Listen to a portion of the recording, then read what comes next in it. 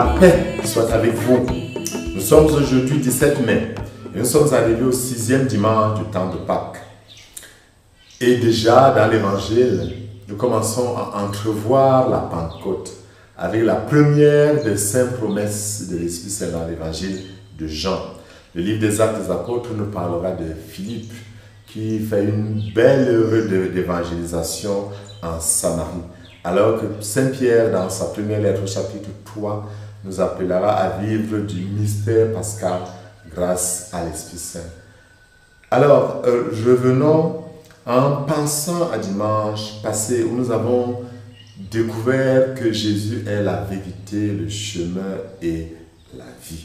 En ce 6e dimanche, donc, abordant progressivement la fin du temps pascal, nous nous ouvrons à cette belle promesse que le Christ fait à ses disciples, le don du Saint-Esprit. Relisons. Voici ce que le Christ dit. Si vous m'aimez, vous garderez mes commandements.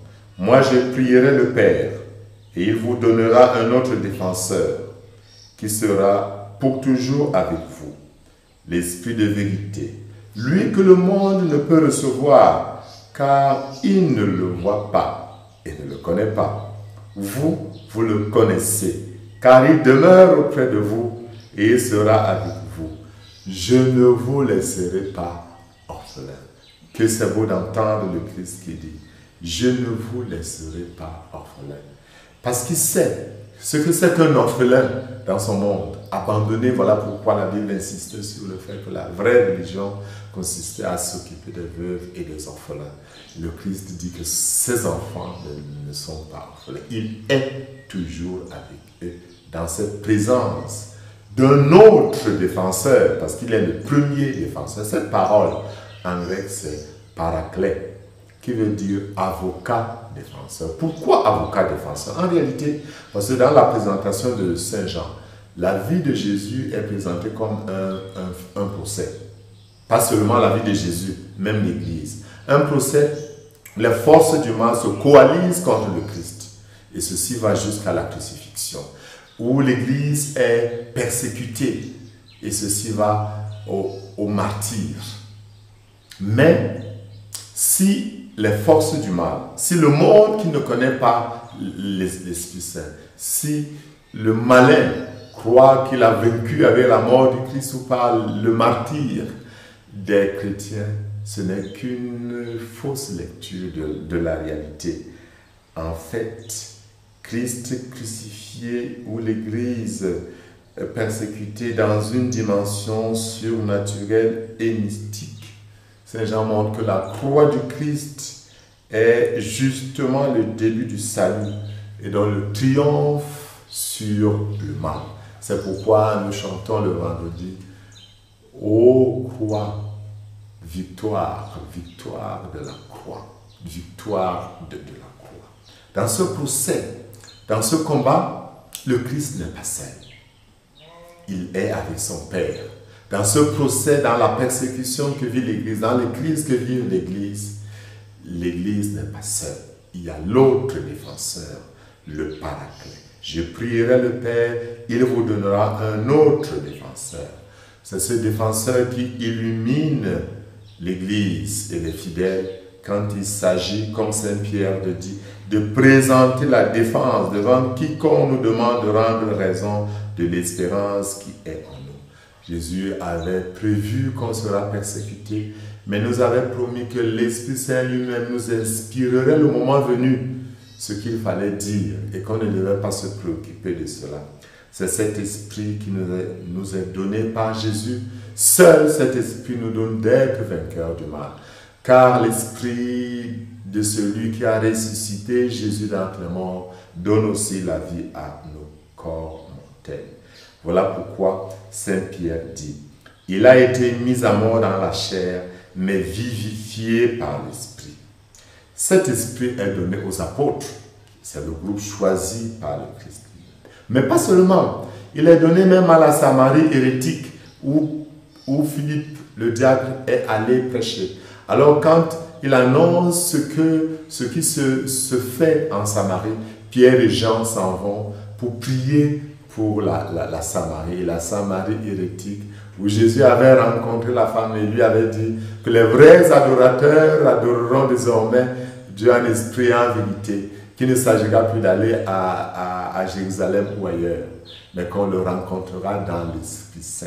Cette Samarie reçoit le don de l'Esprit Saint, l'intercession de Pierre, donne la grâce d'une Pentecôte. Et c'est cette Pentecôte que l'Église, depuis Jean 23, quand il convoque le concile, c'est cette Pentecôte que nous implorons tous les jours. Que Dieu nous fasse revivre une nouvelle expérience de Pentecôte. Nous comprenons donc que l'une des fonctions majeures et fondamentales de l'Esprit Saint, c'est de soutenir l'Église et le fidèle dans son combat contre les forces du mal, en l'aidant à déchiffrer le sens profond et glorieux de son histoire, malgré les apparences parfois déconcertantes. En somme, l'Esprit illumine notre intelligence pour que nous comprenions et que nous voyions la réalisation du dessein merveilleux de Dieu dans le quotidien de notre existence parfois dramatique. Le doigt de Dieu à l'œuvre dans notre vie. L'Esprit nous accompagne et nous soutient dans notre pèlerinage, comme Jésus a accompagné les 2 disciples de Maüs, non seulement par sa lumière qui nous permet de voir le monde dans la perspective divine, mais aussi en nous donnant la force intérieure, en renforçant notre volonté. L'Esprit est à la racine de l'Église, que ce soit l'Église domestique, nos familles, que ce soit l'Église dans une paroisse, dans un diocèse, que ce soit l'Église universelle. C'est l'Esprit qui donne naissance à nos communautés ecclésiales.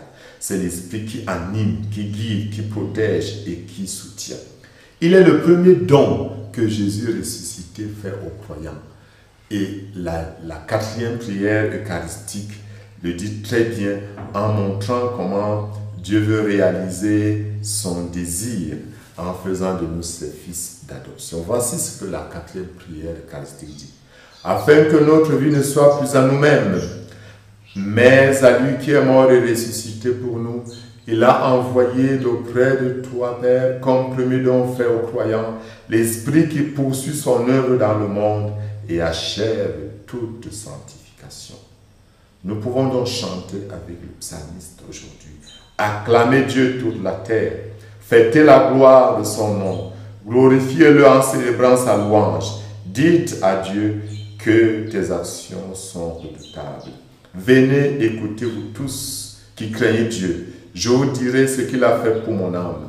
Béni soit Dieu qui n'a pas écarté ma prière, ni détourné de moi son amour. Dieu n'a pas détourné de nous son amour. Son amour est encore à l'œuvre par le don de l'autre paraclet, de l'autre défenseur qui nous accompagne, nous illumine, nous soutient, nous équipe de sa puissance. Et que Dieu Tout-Puissant vous bénisse en ce saint jour. Père, Fils. Alléluia, Alléluia, Jésus est vivant. Quand il disait à ses amis, Je suis vainqueur, pourquoi trembler?